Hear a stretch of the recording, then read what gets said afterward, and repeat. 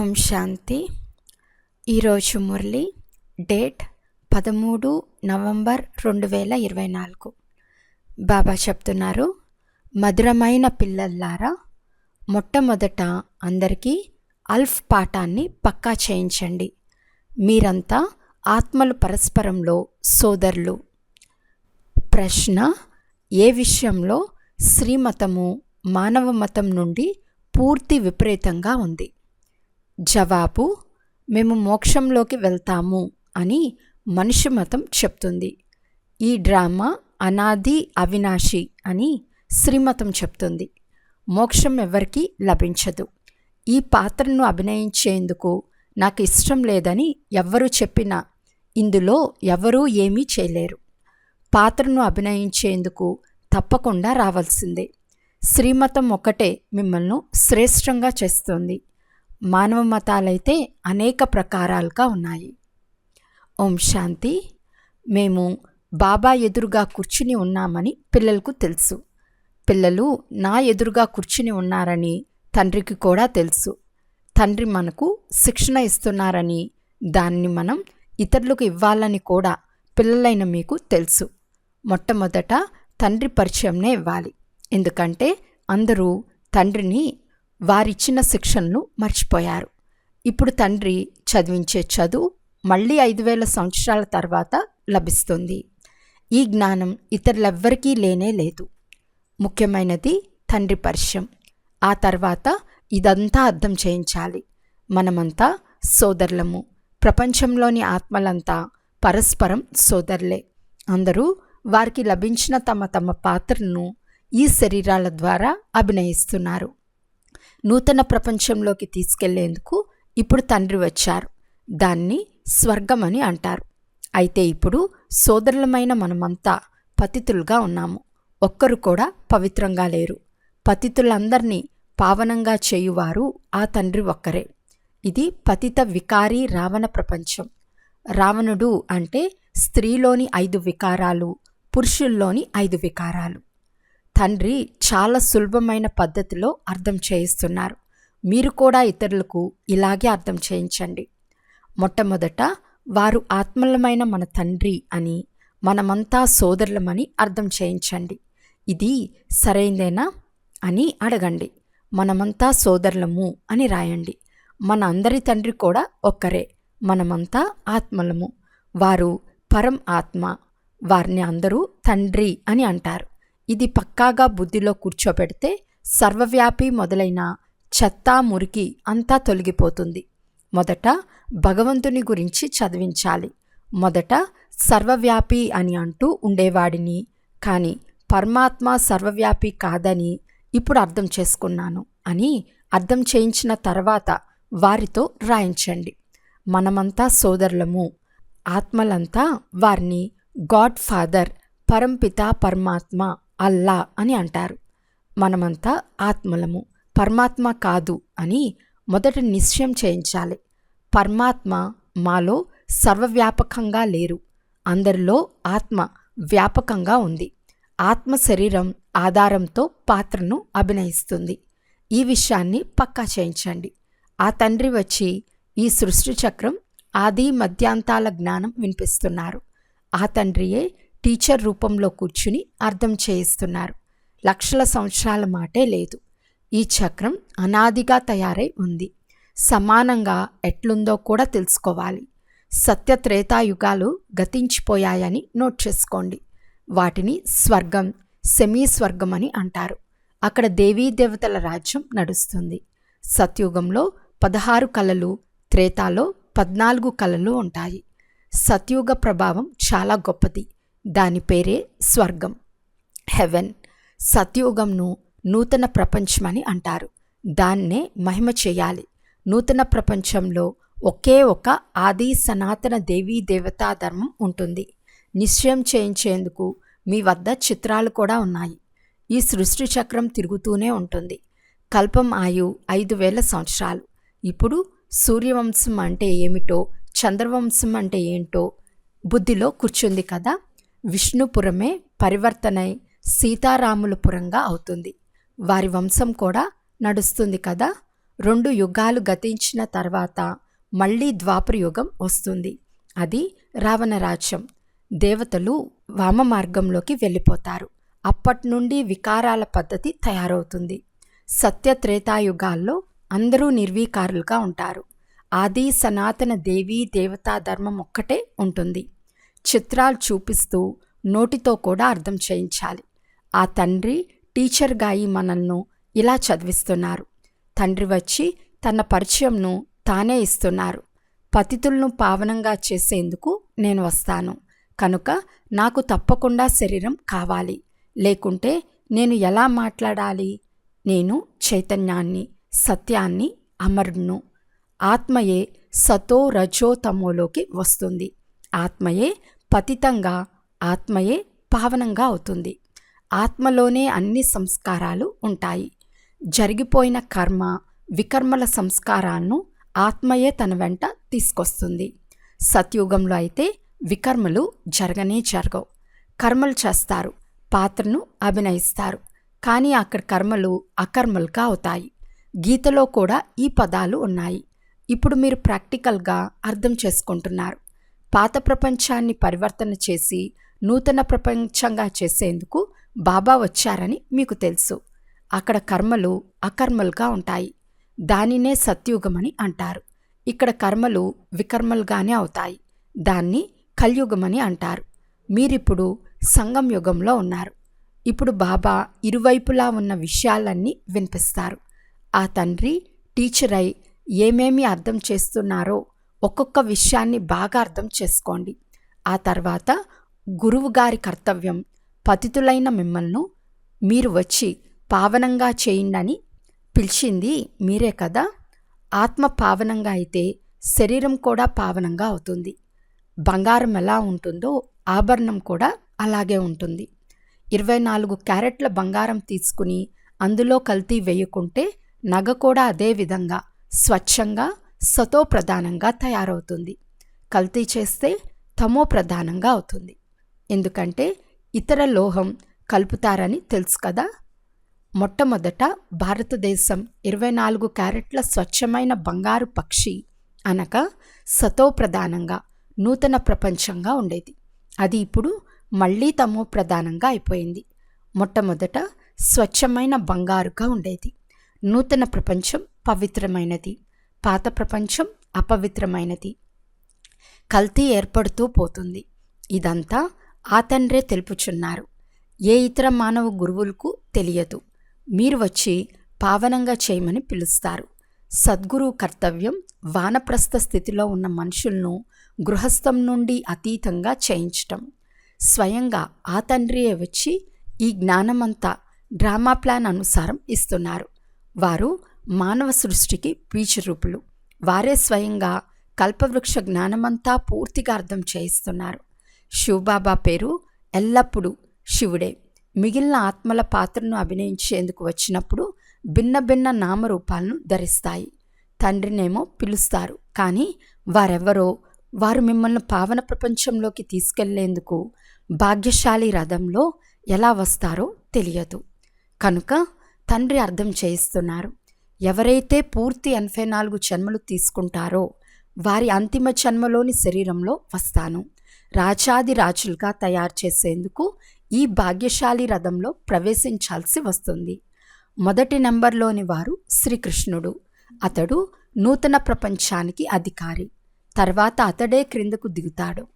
సూర్యవంశీ, చంద్రవంశీ, వైశ్య శూద్రవంశీలుగా, ఆ తర్వాత బ్రహ్మవంశీలుగా అవుతాడు. బంగారం నుండి వెండి, మళ్ళీ ఇప్పుడు మీరు ఇనుము నుండి బంగారుగా తయారవుతూ ఉన్నారు. తండ్రి చెప్తున్నారు, మీ తండ్రి అయిన నన్నొక్కరినే స్మృతి చేయండి. నేను ఎవరి శరీరంలో ప్రవేశించానో వారి ఆత్మలో కూడా మొదట కొంచెం కూడా ఈ జ్ఞానం లేదు. ఇతనిలో నేను ప్రవేశిస్తాను. అందుకే ఇతన్ని భాగ్యశాలి రథమని అంటారు. వారు స్వయంగా చెప్తున్నారు, నేను ఇతని అనేక జన్మల అంతిమంలో వస్తాను. గీతలో కూడా ఈ పదాలు యాక్యురేట్గా ఉన్నాయి.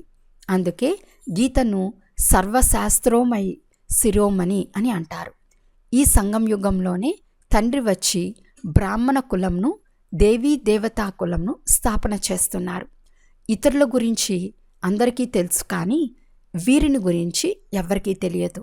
అనేక జన్మల అంతిమ జన్మలో అనగా సంగం యుగంలోనే తండ్రి వస్తారు.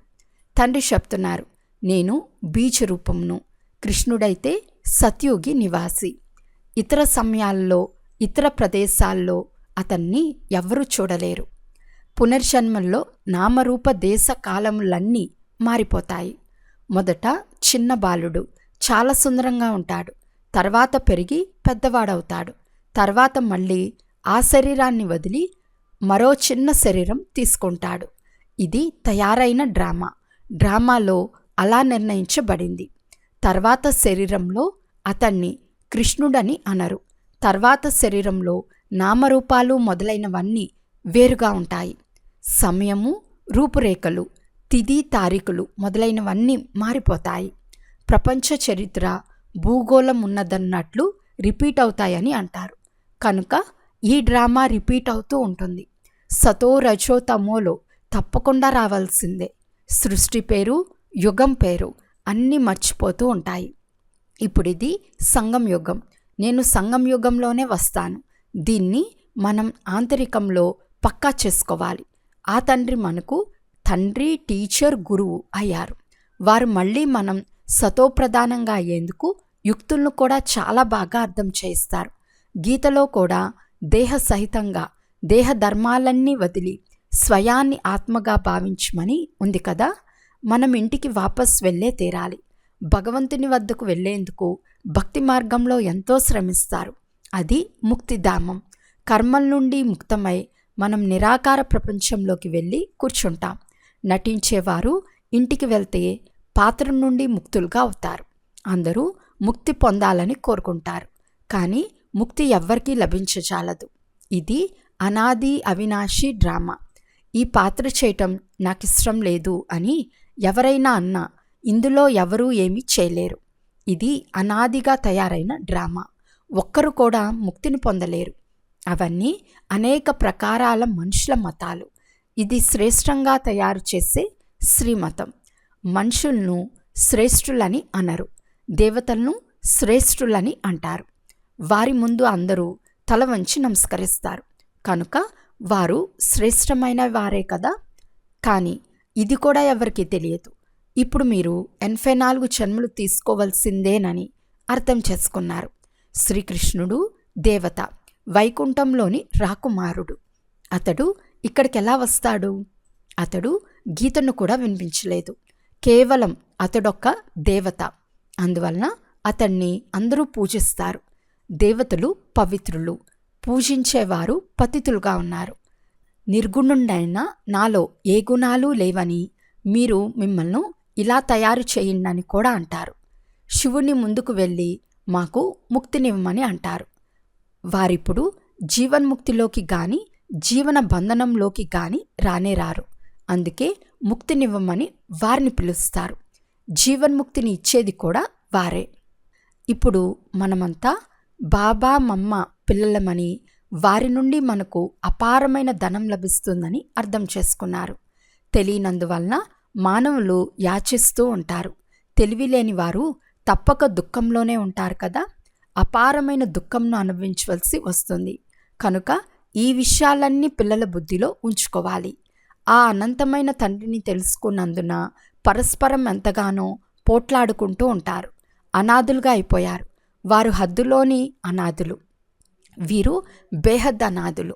తండ్రి నూతన ప్రపంచాన్ని స్థాపన చేస్తున్నారు. ఇప్పుడుది పతితాత్మల పతిత ప్రపంచం. సత్యుగాన్ని పావన ప్రపంచమని అంటారు. కలియుగంను పాత ప్రపంచమని అంటారు. కనుక ఈ విషయాలన్నీ బుద్ధిలో ఉన్నాయి కదా. పాత ప్రపంచం వినాశనమైపోతుంది. తర్వాత మళ్ళీ నూతన ప్రపంచంలోకి బదిలీ అవుతారు.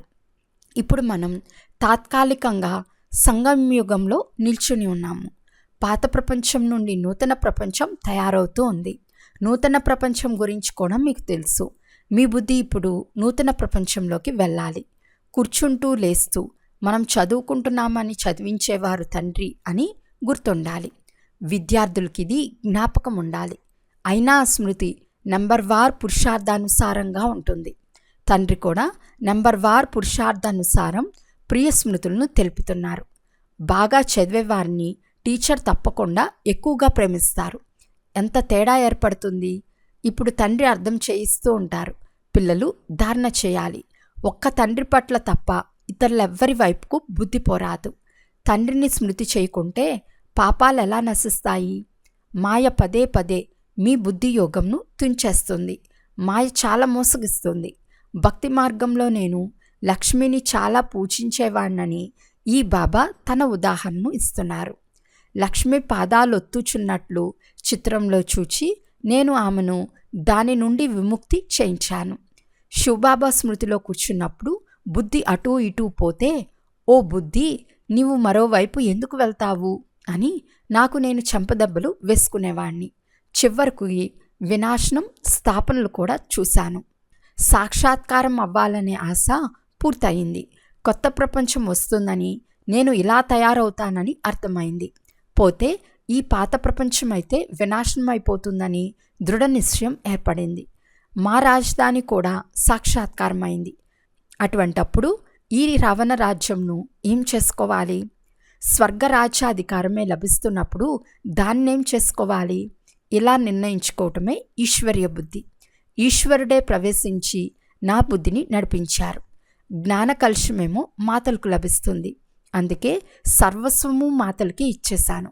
మీరు ఈ కార్య వ్యవహారాలన్నీ సంభాళించండి, అందరికీ నేర్పించండి. నేర్పిస్తూ ఇంతవరకు వచ్చారు. క్రమక్రమంగా ఒకరినొకరు వినిపిస్తూ ఇప్పుడు ఎంతమంది తయారయ్యారో చూడండి. ఆత్మ పవిత్రం అవుతూ పోతుంది. తర్వాత ఆత్మకు శరీరం కూడా పవిత్రమైంది కావాలి. అర్థం కూడా చేసుకుంటారు. కానీ మాయ మరిపింపచేస్తుంది. 7 రోజులు కోర్సు తీసుకోమని మీరు చెప్తే రేపటి నుండి వస్తామని చెప్తారు. ఆ 2వ రోజు మాయ తినేస్తుంది. రానే రారు. భగవంతుడు చదివిస్తున్నారు అంటే వచ్చి చదువుకోరు. తప్పకుండా వస్తామని కూడా అంటారు. కానీ మాయ ఎగరగొట్టేస్తుంది. రెగ్యులర్గా రానివ్వదు. కల్పకృతం ఎవరైతే పురుషార్థం చేశారో వారు తప్పకుండా చేస్తారు. వేరే దుకాణం ఏదీ లేదు. మీరు చాలా పురుషార్థం చేస్తారు. పెద్ద పెద్ద మ్యూజియంలు నిర్మిస్తారు. కల్పకృతం అర్థం చేసుకున్న వారే అర్థం చేసుకుంటారు. వినాశనం అవుతుంది. స్థాపన కూడా జరుగుతూ ఉంటుంది. ఆత్మ చదువుకుని ఫస్ట్ క్లాస్ శరీరం తీసుకుంటుంది. ఇది మీ లక్ష్యం కదా. ఎందుకు గుర్తుండదు? ఇప్పుడు మనం నూతన ప్రపంచంలోకి మన పురుషార్థానుసారం వెళ్తాము. అచ్చా, మధురాతి మధురమైన అపురూపమైన పిల్లలకు మాతాపిత బాప్దాదాల ప్రియ స్మృతులు మరియు గుడ్ మార్నింగ్. ఆత్మీక పిల్లలకు ఆత్మీక తండ్రి నమస్తే. ఆత్మీక తండ్రికి ఆత్మీక పిల్లల యొక్క ప్రియ స్మృతులు మరియు నమస్తే నమస్తే నమస్తే. ధారణ కొరకు ముఖ్య సారం. ఫస్ట్ పాయింట్, బుద్ధిలో ఇది సదా గుర్తుండాలి.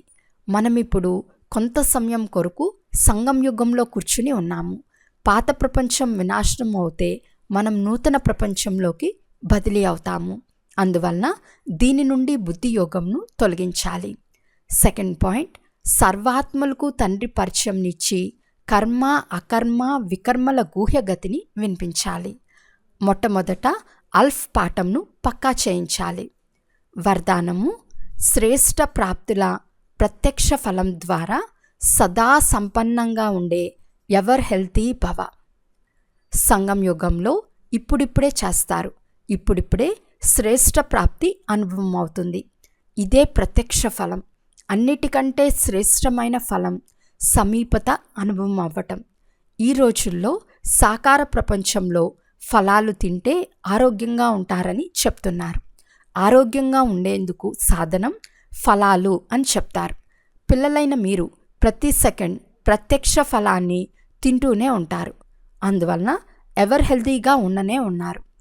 ఒకవేళ మిమ్మల్ని ఎవరైనా మీ స్థితిగతులు ఎలా ఉన్నాయి అని అడిగితే ఫరిస్తాల చాల్ మరియు హాల్ ఖుషాల్గా ఉందని చెప్పండి. స్లోగన్, అందరి ఆశీర్వాదాల ఖజానాతో సంపన్నంగా అయితే పురుషార్థంలో శ్రమ చేయాల్సిన పని ఉండదు. అచ్చా, ఓం శాంతి.